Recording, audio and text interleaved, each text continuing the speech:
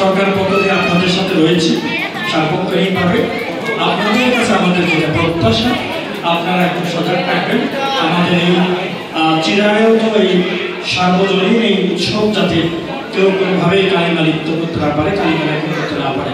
বিশেষত আমাদেরকে একটু সতর্ক থাকতে হবে, যখন ভক্ত পূজারীরা থাকেন না, রাত 12টা 1টার পর 2টো 3টে 4টা এই সময়টা ভোর রাত, এই সময়টা যাতে কেউ কোনো ধরনের কোনো রাঙ্গামাটির শুধুমাত্র পূজার জন্য আমরা এখানে প্রায় 600 পুলিশ আমরা নিয়োগ করেছি। আপনাদের প্রকাশ্যে এখানে 6 থেকে 8 জন পুলিশ একটি মন্দিরে 24 ঘন্টায় ডিউটি করছেন।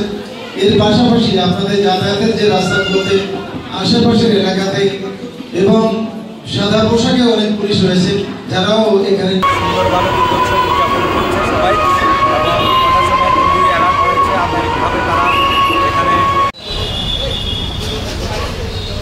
নিরাপত্তার ব্যবস্থা পুলিশ প্রশাসন এবং জেলা প্রশাসন করেছে, নিঃসন্দেহে এটা প্রশংসার দাবি রাখে। দুর্গাপুজো আর শারদীয় দুর্গা উৎসব, আসলে এবারের পূজাটা শুধু পূজার মধ্যে সীমাবদ্ধ নয়, উৎসবে পরিণত হয়েছে। আমরা রাজনৈতিকভাবে এবং পুলিশ প্রশাসন, বিজিবি আছে, আর্মি আছে, টলে পুলিশ প্রশাসন, আর্মি প্রশাসন